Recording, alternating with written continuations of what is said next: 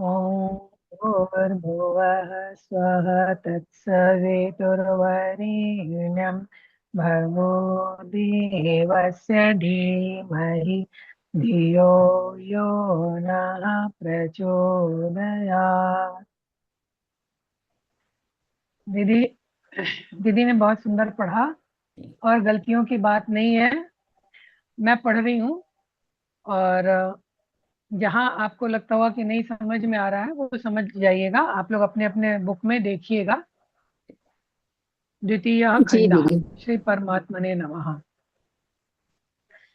पहले खंड में परापरा विद्या के बारे में बताया गया था और इस खंड में अपरा विद्या का स्वरूप और उसका फल बतलाकर परा विद्या की जिज्ञासा उत्पन्न की गई है।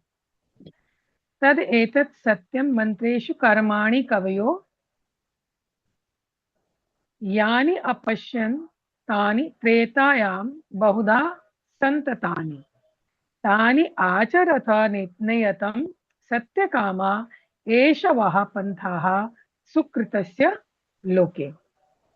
इसका अर्थ बहुत सुंदर गुड्डे ने लिख दिया है। तो मैं बता रही हूँ कि तत् माने वह, एतत् माने यह, सत्यम यह सत्य है कि कवयः माने बुद्धिमान लोग, कवि नहीं बुद्धिमान ऋषियों ने, यानी कर्माणि अपश्यन जिन कर्मों को देखा, कहाँ देखा था, मंत्रेशु यानी वेद मंत्रों में, अपश्यन यानी देखा था, तानी त्रेतायाम बहुधा संततानी, वे त्रेतायाम यहाँ अर्थ है वेद, तीन वेद, ऋक यजु और साम, वेद त्रयी के नाम से इन्हीं तीन वेदों का नाम उल्लेख मिलता है। चौथे को इसी में सम्मिलित मान लेना चाहिए, अथर्ववेद को इसी में सम्मिलित मान लेना चाहिए। तो बहुत प्रकार से व्याप्त हैं। तो कह रहे हैं कि सत्य कामा, यानी हे सत्य को चाहने वाले मनुष्यों, तुम लोग तानी आचर था, उनका आचरण करो। कैसा आचरण करो? नियतम, नियम पूर्वक आचर था, नियम पूर्वक उसका अनुष्ठान करो। क्योंकि लोके यानी इस लोक में, इस मनुष्य शरीर में, वह का अर्थ होता है यहाँ पर तुम्हारे लिए, एषा यही, सुकृतस्य यानी शुभ कर्म की प्राप्ति का, अच्छे कर्म फल की प्राप्ति का पंथाहा मार्ग है।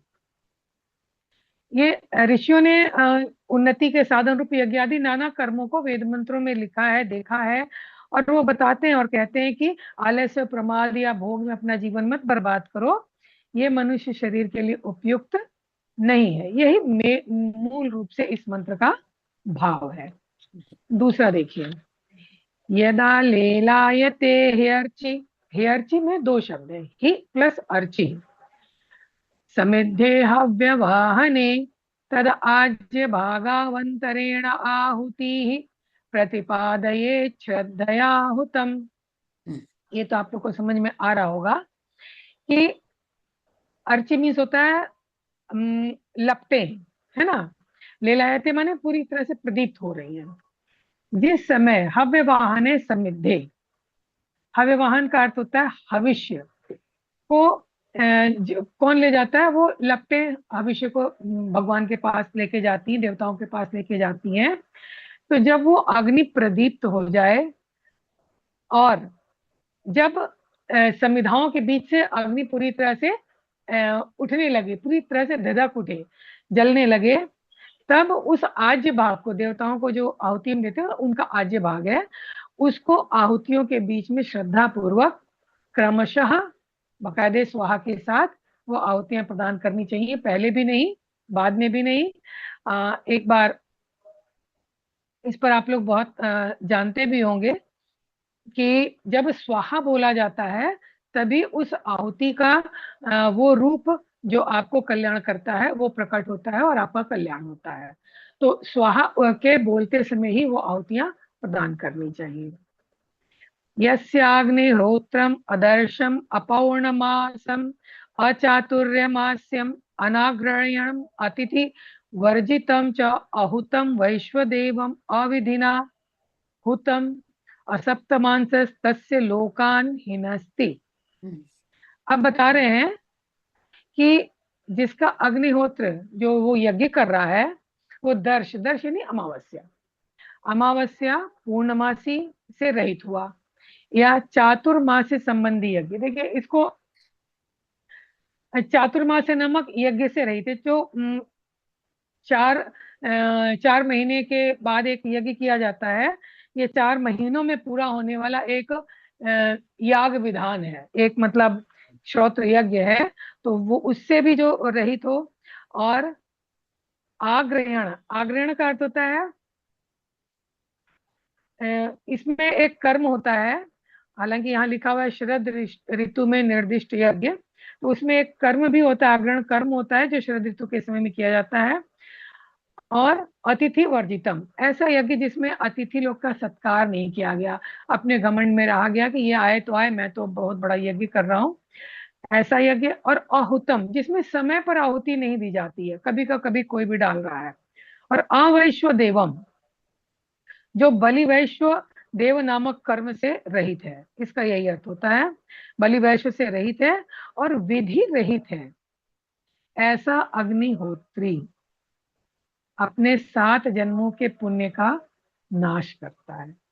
और 7 जन्मों के पुण्य को ये भी कह सकते हैं कि 7 पुण्य लोकों का, जो उनने जितने भी कर्म किए हैं और 7 लोग जो है उन सभी के पुण्य का उसका विनाश हो जाता है। और यही बात है। ये मैं क्या नाम है इसका, मुंडकोपनिषद मैं अभी पढ़ रही हूँ, तो मैंने इसमें देखा, लेकिन ये जानती थी गायत्री परिवार के ही द्वारा कि अग्नि जब पूरी तरह से लपटे उठे तभी देनी चाहिए। और हम लोग के यहाँ, जिनके जिनके यहाँ मैं पूजा में जाती हूँ, अग्नि की लपटे उठी नहीं और पंडित जी स्वाहा बोलते हुए पूरा आहुति भी दे देते हैं, और बाकायदे पूरा पका हुआ छिलका वाला नारियल भी उसमें डाल देते हैं। ये नहीं होना चाहिए इस उपनिषद के हिसाब से और हमारे ऋषियों के हिसाब से। काली कराली च मनोजवा च सुलोहिताया च सुधूम्रवर्णा स्फुलंगिनी विश्व रुचि च देवी लेलायमाना इति सप्त जिह्वाः। ये इन अग्नियों के लपटों के नाम हैं। काली हैं, कराली हैं, मनोजवा हैं, लाल वर्ण वाली हैं, धूम्र वर्ण वाली हैं, स्फुलंगिनी चिंगारी वाली हैं, और दैदीप्यमान विश्व रुचि, ये अग्नि की सप्त जिह्वाएं हैं। एतेषु यश्चरते भ्राजमानेषु यथा कालं चाहुतयो हि आददायन यन्न तन्न तन्नयन्ति एताः सूर्यस्य रश्मयो यत्र देवानां पतिरेको दिवासः। इसका अर्थ बताते हुए कह रहे हैं कि एतेषु भ्राजमानेषु, इन दैदीप्यमान ज्वालाओं में, यथा कालेशु यानी ठीक समय पर, यथा कालम च आहुतयो ही आददायन, अपने साथ लेकर ये जो आहुतियां हैं वो तत् नयंती एताहा, ये ले जाती हैं, क्या ले जाती हैं, कहाँ ले जाती हैं, सूर्य से रश्मयो, सूर्य की रश्मि बनकर, सूर्य की किरणें बनकर कहाँ पहुंचा देती, नयंती मैंने पहुंचा देती, कहाँ पहुंचा देती हैं, यत्र जहां देवानाम पति ही, देवताओं के एकमात्र पति स्वामी इंद्र या सूर्य समझ लीजिए, उनका अधिवास है, वहां पर ये लपटें आपकी आहुतियों को लेकर चली जाती हैं, तो वहां से आपके ऊपर कृपा बरसती है। इसका बहुत साइंस है, और उसको एक बार अमन भैया शायद किसी क्लास में बहुत अच्छे से बता रहे थे। आगे देखिए, एहि एहि इति तम आहुतयः सुवर्चसः सूर्यस्य रश्मिभिः यजमानं वहन्ति प्रियां वाचम अभिवदन्त्यो अर्चयन्त्य एषवः पुण्यः सुकृतो ब्रह्मलोकः। एहि, एहि प्लस इति, एहि मीन्स आओ, एहि मीन्स आओ, आओ, इति मैंने इस प्रकार, तम आहुतयः, वो आहुतियां, वे आहुतियां, सुवर्चसः, सुवर्चसः का अर्थ होता है दैदीप्यमान, पूरा उनका वर्चस्व दिख रहा है ना, वो दैदीप्यमान, जो सूर्य से रश्मि भी यजमानम वहंती, वो क्या करती हैं, सूर्य की रश्मियों द्वारा ले जाती हैं। क्या ले जाती हैं? प्रियाम वाचम अभिवदंत्यो। वो क्या करती हैं? प्यार से, अच्छे से, एहि एहि इति, माने आओ आओ, यह तुम्हारे शुभ कर्मों का फल स्वरूप ब्रह्मलोक अर्थात भोग रूप सुखों को भोगने का स्थान ये है, ऐसा कह के पुण्य सुकृतो ब्रह्मलोका, आओ आओ, ये आपके शुभ कर्म के भोगने का ब्रह्मलोक है, आओ आओ, यहाँ आओ। और अभिवदंत्यो मैंने उसका आदर सत्कार करते हुए वो रश्मियां यजमान को ले जाती हैं। आगे देखिए, प्लवाहियेते अदृढ़ा यज्ञ रूपा अष्टादश उत्तमवरम येषु कर्म एतच्छ्रेयो ये अभिनंदन्ति मूढ़ा जरा मृत्युं ते पुनरेवापि यान्ति। ये यज्ञ रूप अग्निहोत्रादि कर्म, ही का अर्थ आप सभी जानते हैं, ही प्लस एते, ही माने निश्चय, एते माने ये, यज्ञ रूपा, यज्ञ रूप अष्टादश प्लवाहा, ये 18 नाव के रूप में इनको कहा गया है। मतलब ये इसमें जो लिखा हुआ है कि 18 ऋत्विज हैं, 16 ऋत्विज हैं, यजमान है और यजमान पत्नी है।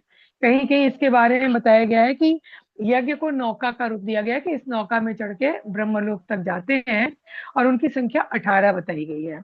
ये जो नित्य, दर्श, पौर्णमास, चातुर्मास आदि भेद से यज्ञ के 18 प्रधान भेद होते हैं। तो इसमें उपासना रित सकाम कर्मों का वर्णन है। ऐसी यज्ञ रूप 18 नावें हैं जो कि दृढ़ नहीं है। इनके द्वारा, अब देखिए वो क्या कह रहे हैं कि इनके द्वारा संसार समुद्र से पार होना तो दूर रहा, इस लोक के वर्तमान दुख रूप छोटी सी नदी से पार होकर भी स्वर्ग पहुंचना, इसमें असंभव क्या, इसमें बहुत संदेह है। क्योंकि किसी भी कम अंग की कमी रह जाने पर वो साधक को स्वर्ग में नहीं पहुंचा सकती है और बीच में ही छिन्न भिन्न हो जाती है। इसलिए ये अदृढ़ और अस्थिर है। और इस रहस्य को न समझकर सामान्य लोग क्या करते हैं कि इन कर्मों को ही कल्याण का उपाय समझकर इनके ही फल को परम सुख मानकर इनकी प्रशंसा करते रहते हैं और उन्हें निस्संदेह बारंबार वृद्धावस्था और मरण के दुख भोगने पड़ते हैं। ये क्या होता है? मनोरमा को म्यूट हम कर लोग दीजिए प्लीज। इन जनरल, हम सभी लोग यही सोचते हैं कि यज्ञ करेंगे तो ये फल मिल जाएगा। और हम लोगों ने पुराणों में सब जगह ये देखा है कि इंद्र ने ये यज्ञ किया, मेघनाद ने किया तो इसने किया तो उसने किया यज्ञ से। लेकिन यही बार बार कहा जाता है कि यज्ञ में अगर थोड़ी भी गलती हुई तो उस यज्ञ का फल नहीं मिलता। हम गायत्री परिवार के लोग सौभाग्यशाली हैं कि गुरुदेव ने हमें ऐसा यज्ञ करने का तरीका बता दिया है कि हम छोटे से रूप में भी घर में यज्ञ करके उस बड़े बड़े यज्ञ का फल हम प्राप्त करते हैं। ये गुरुदेव का आश्वासन है। हम सही करते होंगे ये हमें नहीं पता, लेकिन गुरुदेव के आश्वासन के बल पर, उस दृढ़ विश्वास पर हम लोग यज्ञ कर लेते हैं और करा देते हैं। निश्चित रूप से हमसे बहुत सारी गलतियां होती होंगी क्योंकि वेद मंत्रों से यज्ञ होता है और वेद मंत्रों के जो स्वर होते हैं वो उस स्वर में मंत्र अगर नहीं पढ़ा तो उसका दुष्परिणाम भी मिलता है। एक स्टोरी है, शायद आप लोगों ने भी पढ़ी होगी कि इंद्र ने यज्ञ किया था और एक ही शब्द को दूसरे स्वर में पढ़ दिया, उसका अर्थ हो गया विनाश करने वाला। तो यथासंभव यथासंभव हमें शुद्ध मंत्र पढ़ने चाहिए और सबसे पहले गुरुदेव को मन में स्मरण करके कि गुरुदेव अगर यहाँ जो भी गलती हो रही है उसको आपको समर्पित, आपने कहा है यज्ञ करने के लिए और आपने आश्वासन दिया है तो हम कहीं यज्ञ करवा रहे हैं, इस भावना के साथ यज्ञ करें। जहां तक मेरा ये विचार है, अब हम आगे नहीं जानते कि हम कितना सही हैं, तो अगर हम सकाम होके यज्ञ करते हैं तो निश्चित रूप से उसमें पूरी शुद्धि होनी चाहिए, तभी वो हमारी कामना पूरी होगी। अगर हम विश्व कल्याण के लिए करते हैं तो प्रभु उसको देख रहे हैं, उसको देखते हैं और फिर उसकी जो गलतियां हैं वो प्रभु को समर्पित, और एटलीस्ट यज्ञ के धूम्र से, जो कि वैज्ञानिक तथ्य है, सारे वातावरण के सब लोगों को जो भला होता है वो तो है ही। तो इसीलिए कह रहे हैं कि मूर्ख लोग, उनको मूर्ख कह रहे हैं कि वो केवल इसी को समझ करके और इसके फल से फिर वंचित रह जाते हैं, उन्हें बार बार मरण के और वृद्धावस्था के दुख भोगने पड़ते हैं। 8वां देखते हैं।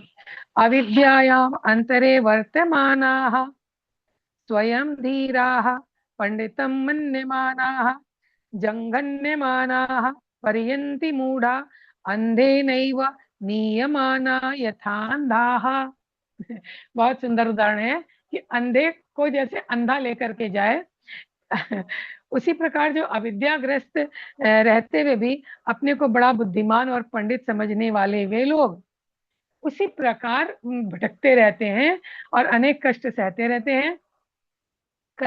जिस प्रकार एक अंधा दूसरे अंधे को लेकर जा रहा है, रास्ते में कहाँ कंकड़ है, पत्थर है, पशु है, पक्षी है, दीवार है, उसे टकरा के गिर जाएगा, लेकिन नहीं, ये यही मेरे को लेकर के जाएगा। तो हम लोग बहुत सारा सभी लोगों ने समाज में देखा है, ये यज्ञ हो रहा है, वो यज्ञ हो रहा है, इसमें इतनी आहुति पड़ेगी, इसमें ये होगा, ऐसा बड़ा बड़ा आगे में ये मूर्तियां बनाई जा रही हैं। तो और बहुत सारा उसमें अंधविश्वास शामिल रहता है। एक से एक प्रवचन करता आएंगे और प्रवचन क्या देंगे, स्त्रियों को गायत्री मंत्र नहीं पढ़ना चाहिए, ये इस जाति को नहीं करना चाहिए, वो उस जाति को नहीं। तो ये सारा का सारा उनके दिमाग के छोटेपन को दिखाता है, और ये दिखाता है कि वास्तव में उन्होंने वेद पुराण उपनिषद पढ़े नहीं है, कहीं परंपरा से थोड़े बहुत मंत्र इन लोगों ने रट लिए हैं, और बड़े बड़े वो मठाधीश बन बन करके आ करके, और खूब सारा पैसा उनको चाहिए, और वैसे वैसे ये करवा के वो चले जाते हैं। लेकिन हमारे गुरुदेव ने जन मन में प्रत्येक एक जो व्यक्ति अनपढ़ भी है, लेकिन अगर वो गायत्री परिवार के सत्संग में प्रतिदिन जा रहा है, तो भी उसको ये समझ में आ जाएगा कि वास्तव में यज्ञ क्या है और यज्ञ कैसा होना चाहिए और इसका क्या फल होगा, और जो ये गलत बातें बोली जा रही हैं उनके विरोध करने की ताकत भी उसके अंदर आ जाएगी कि नहीं, गुरुदेव क्या है, इस चीज को समझकर। इसीलिए सत्संग और स्वाध्याय को बार बार कहा जाता है, वे आप यज्ञ करें ना करें, लेकिन सत्संग और स्वाध्याय जरूर करें, ताकि ज्ञान पहले आपको आए। आगे देखते हैं, 9वां देखते हैं। अविद्यायां बहुधा वर्तमाना वयं कृतार्था इति अभिमन्यन्ति बालाः यत्कर्मिणो न प्रवेदयन्ति रागात् तेन आतुराः क्षीणलोकाश्चय क्षीणलोकाचय बनते। च्युत हो जाते हैं, किस चीज से च्युत हो जाते हैं? स्वर्ग से च्युत हो जाते हैं। अज्ञानी पुरुष अविद्या में फंस करके अनेक प्रकार के शुभ कर्मों से तो च्युत हो ही जाते हैं। कह रहे हैं कि अविद्यायाम यानी उपासना रहित सकाम कर्मों में बहुत प्रकार से वर्तमान रहते हुए हम कृतार्थ हो गए, ऐसा अभिमान कर लेते, उनको बालाहा कहा गया है ना। तो वो लोग, और वो बारंबार दुखी होते हैं, दुख से आतुर होकर के पुण्य उपार्जित लोगों से हटाए जाकर, मतलब क्षीण लोकाहा, पुण्य से उपार्जित जो लोग हैं उनसे हटाए जाकर च्यवंते, च्यवंते यानी गिर जाते हैं, वहां से नीचे गिर जाते हैं। इसीलिए भगवान का एक नाम है अच्युत, न्याच्युत, नाच्युत, अच्युत, मतलब जो अपने स्थान से हटते नहीं, अपने गुण कर्मों स्वभाव से नहीं हटते, उनको अच्युत कहा जाता है। अच्युत माने होता है गिर जाना, तो च्यवंते पे गिर जाते हैं। 10वां देखते हैं। इष्टापूर्तम मन्यमाना वरिष्ठम न अन्याश्रेयो वेदयन्ते प्रमूढ़ाः नाकस्य पृष्ठे ते सुकृते अनुभूत्वेवं त्वेमं लोकम हीनतरम वा विशन्ति। इष्ट और पूर्त कर्मों को ही श्रेष्ठ मानते हुए वे महामूढ़, मूढ़ ही नहीं महामूढ़ कहा जा रहा है, किसी अन्य को श्रेयस्कर नहीं जानते हैं। वे अतिशय मूर्ख होते हैं और भोग में आसक्त होते हैं। वे केवल जैसे मेरी संतान को ये हो जाए, मेरा घर बन जाए, ये हो जाए, इस टाइप का जो केवल, और मैं ये भोग लूं, मेरी भोग की इच्छा खत्म ही ना हो। वो अ, शंकराचार्य जी का वो है ना, भज गोविंदम, मतलब उसमें उन्होंने बताया ना, वयमेव जीर्णा तृष्णा न जीर्णा, और वो पूरी लाइन अभी याद नहीं आ रही है, कि कितना भी भोग को भोगते जा रहे हैं, हम जीर्ण हो गए लेकिन हमारी तृष्णा जीर्ण नहीं हो रही है। एक कतरी पहन के जो किसके न खाने को है न पहनने को है, एक पेड़ के नीचे बैठा हुआ है, भिखारी है, फिर भी उसकी इच्छा है कि मेरे पास एक महल होता, मेरा ऐसा घर होता, मेरे पास गाड़ी होती। तो अपनी स्थिति को न समझकर और केवल भोग की इच्छा करने वाला मनुष्य को उन्होंने भोगासक्त और महामूर्ख कहा है। तो ये सभी पुण्य कर्मों के फलस्वरूप स्वर्ग लोक तक के सुखों को भोग कर, अगर उन्हें मिल गया ऐसा भोग कर, फिर पुण्य क्षय होने पर इस मनुष्य लोक में अथवा इससे भी नीचे हीन हीन तरम लोकाहा, माने शूकर कुकर कीट पतंग आदि योनियों में रौरव आदि घोर नरकों में चले जाते हैं। नाकस्य पृष्ठे, नाक का अर्थ जानते हैं आप लोग? स्वर्ग, नाक का अर्थ था स्वर्ग। तो उसके पृष्ठे यानी उसके उच्चतम स्थान से अनुभूतवा, वहां जाकर श्रेष्ठ कर्मों के फल स्वरूप वहां के भोगों का अनुभव करके इमम लोकम, इस मनुष्य लोक में अथवा इससे भी हीनतर मनुष्य लोकों में वो विशंति यानी प्रवेश कर जाते हैं।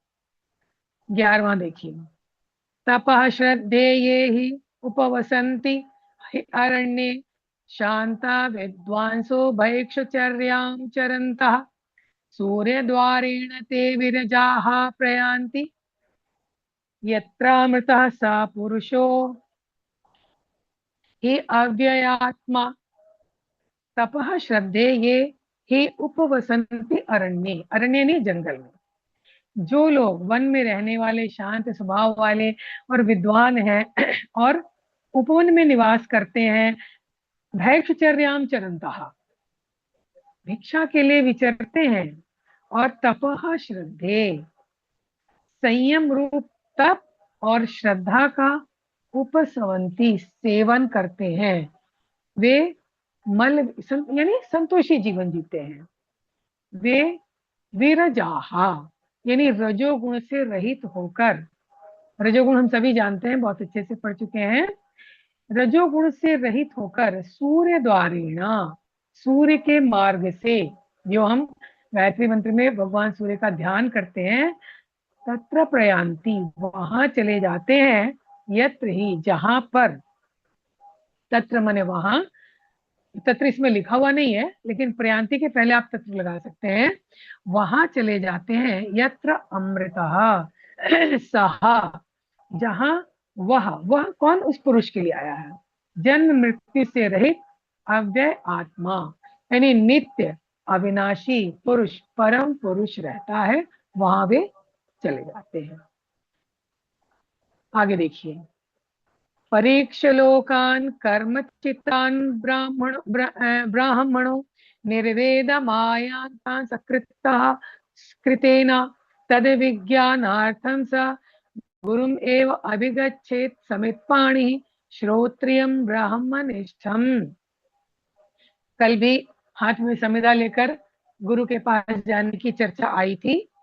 तो परीक्ष लोकान का इसका अर्थ देखिए, कर्मचितान, कर्मचितान यानी कर्म से प्राप्त किए जाने वाले, लोकान परीक्षा, लोकों की परीक्षा करके, निर्वेदम, निर्वेदम यानी वैराग्य, वैराग्य को आयात प्राप्त हो जाए, यह समझ ले कि वैराग्य को प्राप्त हुए, और कृतेन यानी किए जाने वाले कर्मों से, आकृतः स्वतः सिद्ध नित्य परमेश्वर, आकृतः यानी स्वतः सिद्ध नित्य परमेश्वर न अस्ति, नहीं मिल सकता।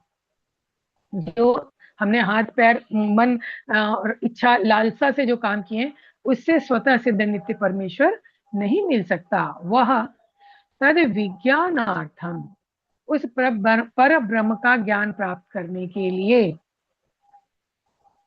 समित पाणि, हाथ में समिधा लेकर, श्रोत्रियम, वेद को भली भांति जानने वाले, ब्रह्मनिष्ठम, पर ब्रह्म परमात्मा में स्थित, गुरु, गुरु के पास, गुरुम एव लिखा हो ना, एव माने ही, अभिगच्छेत, अभिगच्छेत यानी विनय पूर्वक जाना चाहिए, घमंड से नहीं जाना चाहिए, विनय पूर्वक हाथ में संविदा लेकर ब्रह्मनिष्ठ गुरु के पास जाना चाहिए, जिसको सारे वेदों का ज्ञान है, सारे कर्मों का ज्ञान है, इस सृष्टि के आदि अंत के अधिष्ठाता परमेश्वर का ज्ञान है। तस्मै स विद्वान उपासन्नाय सम्यक प्रशांत चित्ताय शमान्विताय येन अक्षरं पुरुषं वेद सत्यं प्रोवाच ताम तत्वतो ब्रह्म विद्याम। देखिए इसका अर्थ देखिए, स माने वह, तस्मै स, स यानी स, वह विद्वान यानी जो ज्ञानी महात्मा है, उपसन्नाय, उपसन्नाय शरण में आए हुए, जो शिष्य आया हाथ में संधा लेकर शरण में आए हुए, सम्यक प्रशांत चित्त आया,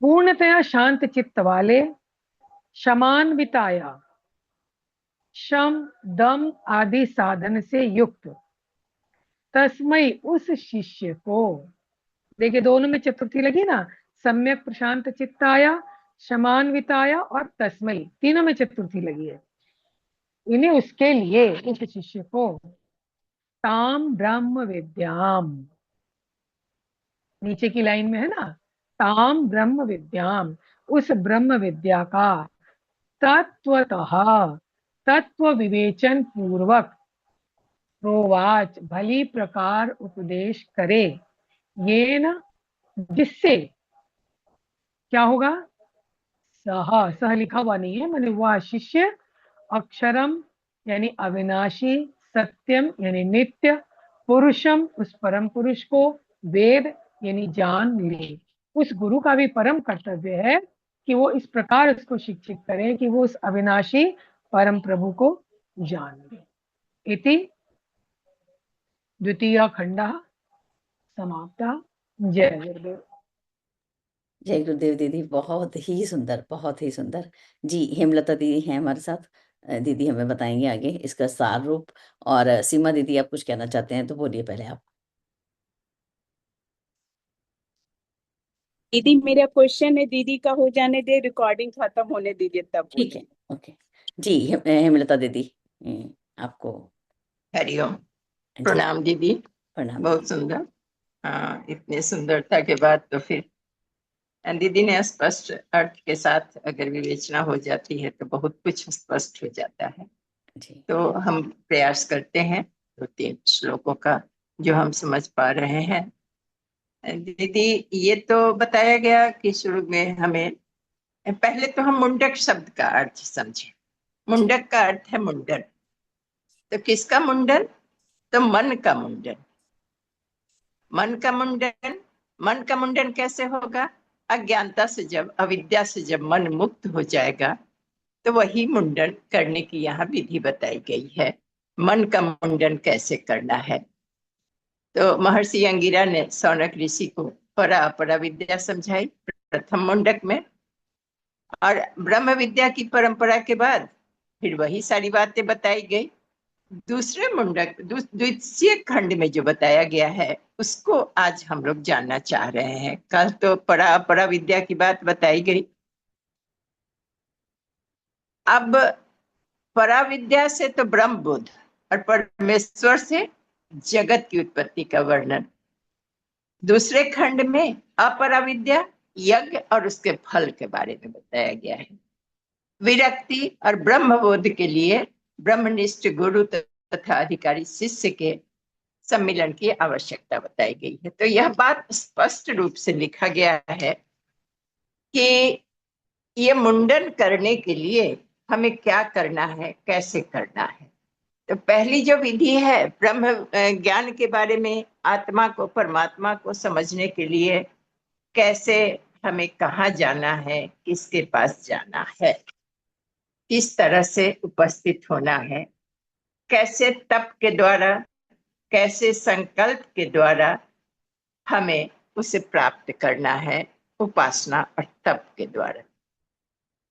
यज्ञ पिता गायत्री माता, बार बार गुरुदेव कहते हैं, किसी का ध्यान हम लोग का जाता नहीं है उधर, क्यों कहते हैं?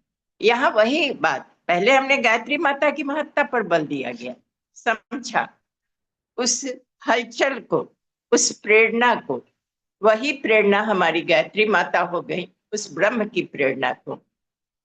तो और दूसरा खंड जो आया प्रथम मुंडक का, उसमें दूसरे खंड में वो यज्ञ पिता के बारे में विस्तार से वर्णन दिया गया है। कैसे यज्ञ, हम लोग गलतफहमी में ना रहे। यज्ञ का मतलब ही होता है उपकार, परोपकार।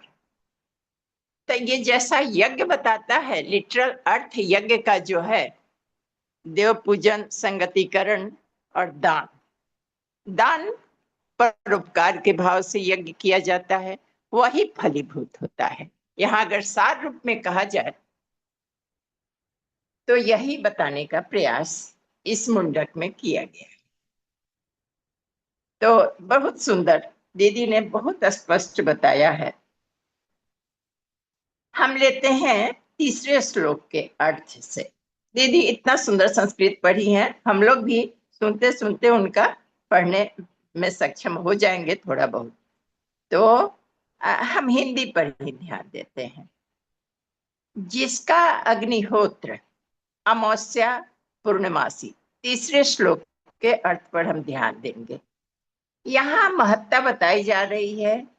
जो अमावस्या को नहीं करता है यज्ञ, पूर्णिमा को नहीं यज्ञ करता है, चतुर्मास में यज्ञ नहीं करता है, शरद ऋतु में जो निर्दिष्ट समय बताए गए हैं, दिन बताए गए हैं, शरद ऋतु कौन? अगहन के मास में, अग्रयण अगहन, ये शरद ऋतु का समय होता है। तो इस समय जो यज्ञ नहीं करते हैं, जिनके घर में अतिथि का पूजन नहीं होता है, जो अतिथि को देव नहीं समझते हैं, इनके और सही समय पर यज्ञ जो नहीं करते हैं, जो बलि पैस जिनके घर में नहीं होता है, वो सब क्या है, उनके जो अग्निहोत्र है, वो उनके किसी समय अगर वो यज्ञ कर लेते हैं बिना नियम से, तो वो कई अपने 7 जन्मों के पुण्य को क्षरण कर देते हैं, समाप्त कर देते हैं। तो ये ध्यान आकर्षित करने वाली बात है कि अमावस्या पूर्णिमा को यज्ञ अवश्य करना चाहिए। प्रतिदिन यज्ञ का विधान तो प्रतिदिन का है, लेकिन कम से कम की बात कही गई है। जो कम से कम अमावस्या पूर्णिमा अग्रहायण शरद ऋतु में, और उससे भी बड़ी बात जो बलि वैश्य जो नहीं करते हैं घर में, यहाँ कितनी महत्ता बताई जा रही है बलि वैश्य की। तो उनके 7 जन्मों के पुण्य भी समाप्त हो जाते हैं, ऐसा कहा गया। इसी तरह से यहाँ 7 जिह्वाएं जो अग्नि की बताई गई है, इस पर भी हम थोड़ा ध्यान आकर्षित करना चाहेंगे। ये 7 जिह्वा क्या है? कितना सुंदर शब्द आता है, काली, कराली, मनोजवा, लाल वर्ण वाली, धूम्र वर्ण वाली। अब काली कराली को समझें। काली तो काले रंग की तो होती ही है, जब अग्नि निकलता है तो पहले काला ही धुआं निकलता है। कराली अत्यंत तीक्ष्ण होती है, चाकू के अगले मोड़ से भी उसकी तुलना कहीं कल परसों हम लोगों ने आपसे ही सुना था, उसको भी वो कहा गया है। तो उतना तीक्ष्ण होता है वो। और फिर मन जितना चंचल है, उसी से तुलना की जा रही है, उस लपट को, उस अग्नि जिह्वा को। मन के जैसा वो चंचल है, कभी इधर फैलेगी कभी उधर जाएगी। तभी तो हम लोग वो जल से उसका घेरा लगाते हैं। एक तरह से हम उसका निवेदन करते हैं, जो आप अपनी चंचलता में इधर उधर नहीं भागे। लाल वर्ण वाली होती है, उसकी लपटें जब निकलती है तो कभी लाल दिखाई देती है, कभी पीली दिखाई देती है, कभी धूम्रवन की ऐश कलर की दिखाई देती है।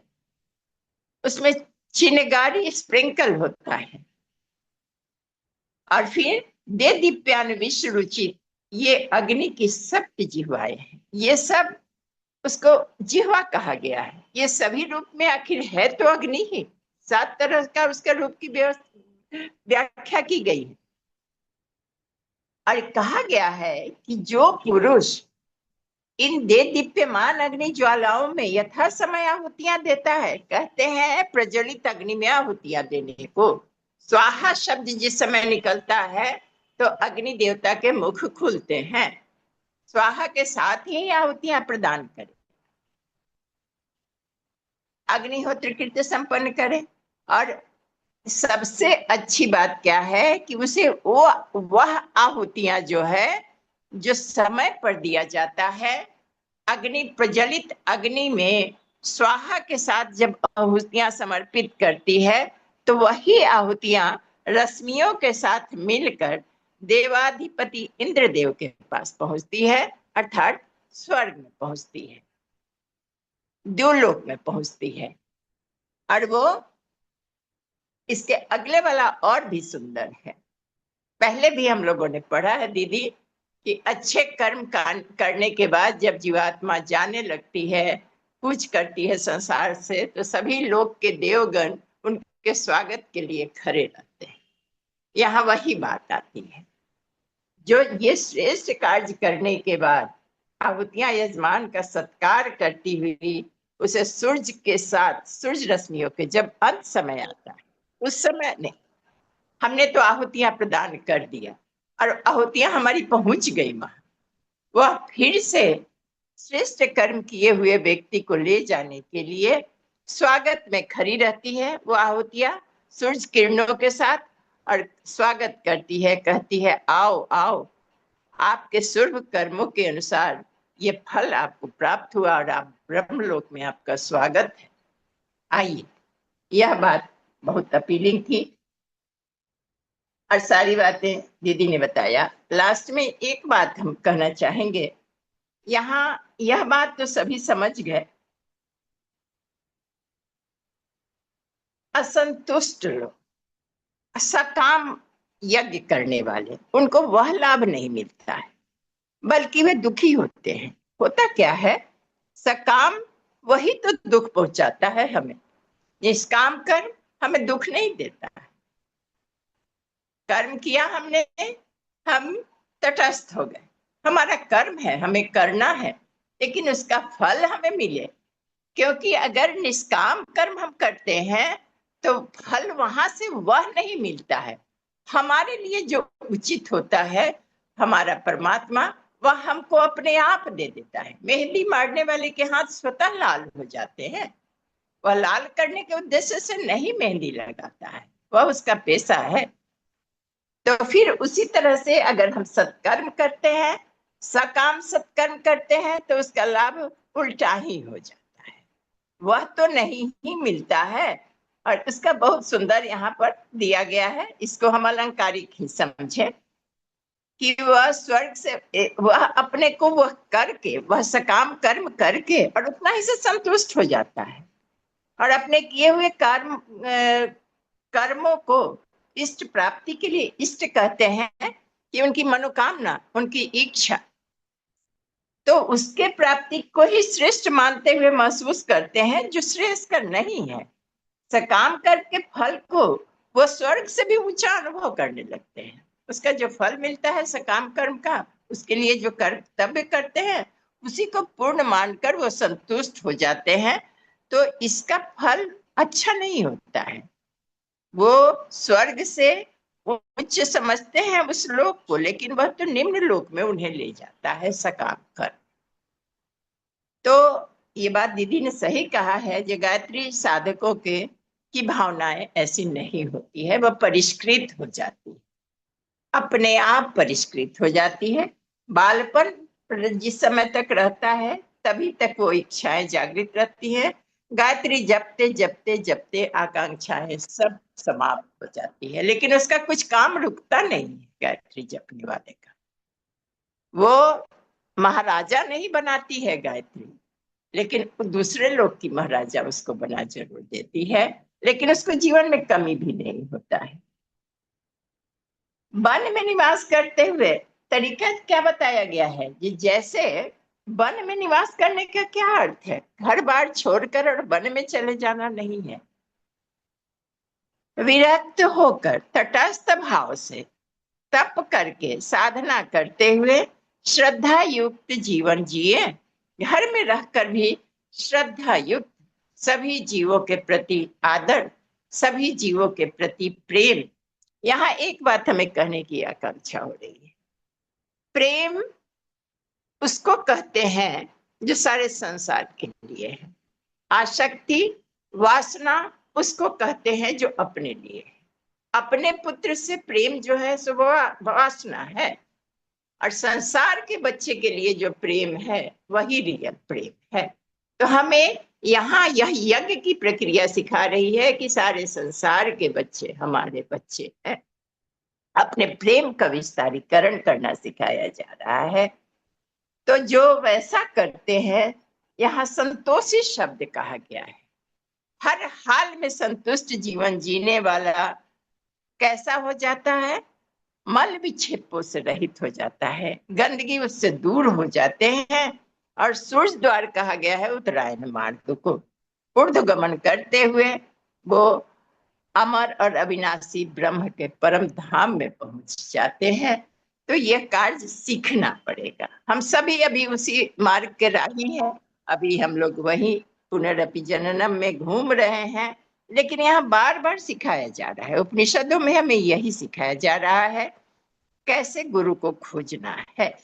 वह वैरागी गुरु होना चाहिए, ब्रह्म विद्या का ज्ञानी होना चाहिए। तो सभी गुरु वर्ण नहीं किया जा सकता है। कौन गुरु हो सकता है? ब्रह्मनिष्ठ गुरु के पास जाना चाहिए। वेदज्ञ हो, वेद का ज्ञाता हो, ब्रह्मनिष्ठ हो, आत्म साक्षात्कार किया हुआ व्यक्ति हो, वैसे गुरु के पास जाए। और फिर गुरु का कर्तव्य है कि उसे शांत चित्त होकर जो जितेंद्रिय शिष्य आया हुआ है जिज्ञासु, उसको ब्रह्म विद्या का उपदेश करें, जिससे शिष्य की सत्य स्वरूप अविनाशी ब्रह्म का सम्यक ज्ञान हो सके। हम लोग भी बैठे हैं हाथ जोड़कर गुरुदेव। एक और शब्द आया है, उस शब्द की भी हम थोड़ा विवेचना। हाँ, 18 ऋत्विज की बात कही गई है। यह यज्ञ रूप अग्निहोत्रादि कर्म जिनमें 18 ऋत्विज होते हैं, ऋत्विज होते हैं। इसको यजुर्वेद में साम वेद में इसमें बताया गया है। ऋत्विजों की व्याख्या आती है वेद में। तो यहाँ ऋत्विज तो 16 ही होते हैं। एक यजमान हो गया, एक यजमान की पत्नी हो गई, दोनों मिलाकर 18 ऋत्विज की बात कही गई है। कहा गया है कि हाँ, एक मुख्य बात फिर चर्चा कल होगी, समय ज्यादा नहीं लेना चाहेंगे। एक बात चर्चा करना चाहेंगे, यहाँ श्रेय मार्ग और प्रेम मार्ग। अब वही सकाम कर्म करेंगे, और बहुत से विद्वान जो है अपने को ज्ञानी समझते हैं, वो बता देंगे कि यही श्रेय मार्ग है। ये भी उनको मूर्खता पूर्ण उनके साथ, खुद मूढ़ है, उनके आचार्य उसी को श्रेय मार्ग ही बता देते हैं, लेकिन वह श्रेय मार्ग नहीं है। हमें श्रेय मार्ग का चयन करना है, प्रेम मार्ग का चयन नहीं करना है। श्रेय मार्ग है आत्मज्ञान की ओर बढ़ाने वाला, प्रेम मार्ग है संसार में नीचे गिराने, ममता मोह में। एक बात और करके हम अपनी बात को समाप्त करेंगे। यहाँ विद्या अविद्या, श्रेय प्रेम, प्रारंभिक कक्षाओं में सारे को पार करना है। आज हम चिन्मय भैया का एक ऑडियो सुन रहे थे, अचानक मेरे सामने आ गया। तो वो शांति कुंज के कार्यकर्ता भास्कर भैया थे, ड्राइवर साहब थे गुरुदेव के, वो जमशेदपुर के थे उस समय। बिहार झारखंड है अभी जमशेदपुर में, सिंहभूम जिसको कहते हैं, तो वहीं के थे। एक बार वो गए कहीं बाहर, तो उनको डोसा खाने की इच्छा हो गई। तो वो रास्ते में सोचते रहे, वो टीचर थे, टीचर की नौकरी छोड़कर वो शांति कुंज गए हुए थे। तो उन्हें लगा जो कितना अच्छा हम नौकरी करते थे, हमें तरसना नहीं पड़ता था ये डोसा खाने के लिए। वो मन में विचार करते हुए शांति कुंज आ गए। नीचे आए तो उन्हें कोई कार्यकर्ता ने कहा कि बुला रहे हैं गुरुदेव, आपको बुला रहे हैं, जाइए मिले। तो गुरुदेव के पास पहुंचे तो गुरुदेव कहते हैं कि दीदी समय तो हो गया है, लेकिन बहुत रोचक है, इसलिए हम अपने को रोक नहीं पा रहे हैं। तो गुरुदेव बोले कि भास्कर गाड़ी निकालो, हम लोग चलेंगे हर की पौड़ी। तो गाड़ी निकाले ले गए, वो एक होटल में बैठ गए, कहे जो 3 डोसे का ऑर्डर दो। जाकर वो 3 डोसा का, एक हम खाएंगे, एक माता जी खाएंगे, एक तुम खाना। भास्कर भैया अपना आश्चर्य में पड़ गए, कहे गुरुदेव को कैसे पता चल गया कि हमें डोसा खाने की इच्छा है। जब गुरुदेव का डोसा आया तो कहते हैं जो इसमें तो लहसुन प्याज है, तो हम नहीं खाएंगे, मेरा भी डोसा तुम ही खा लो। तो माता जी कही जो मैं कौन लहसुन प्याज खाती हूँ, मेरा भी डोसा तुम ही खा लो। वो तीनों डोसा खाए भैया, और कहे जो वो डोसा खाने के बाद मैं इस तरह से तृप्त हुआ जो फिर जीवन में कभी आकांक्षा इच्छा ही नहीं हुई कि मैं पुनः डोसा खाऊं। तो उस तरह से विद्या धन दौलत ज्ञान विज्ञान हमें सबको प्राप्त करना है, छोड़ना किसी को नहीं है। लेकिन करते करते करते जब हम उस स्तर तक पहुंच जाए, जैसे भास्कर भैया ने तृप्त होकर कहा कि फिर जीवन में हमें उसकी आकांक्षा नहीं, तो अपने आप हम उस लोग को प्राप्त कर लेंगे। जी दीदी प्रणाम। प्रणाम दीदी, जय गुरुदेव। एक कहानी मैं भी सुनी थी दीदी, वीडियो मैं भी सुनी हूँ, और एक पॉइंट मैं भी बताना चाहती हूँ। मेरे साथ भी ऐसा हुआ है दीदी। गुरुदेव तो नहीं है अभी साक्षात, लेकिन हम इस बार जो गए हैं बैरागी द्वीप, शांति कुंज में थे बैरागी द्वीप में। आप कर लीजिएगा, दीदी को कुछ बोलने दीजिए। नहीं नहीं दीदी, ठीक है, बैरागी नहीं हो द्वीप में क्या। थे जी दीदी जी, ठीक है जी दीदी बहुत सुंदर।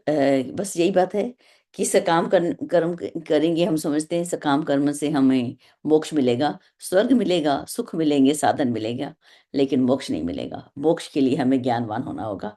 बस इन्हीं शब्दों के साथ आज को पूर्णता देते हैं और इसको स्टॉप करते हैं।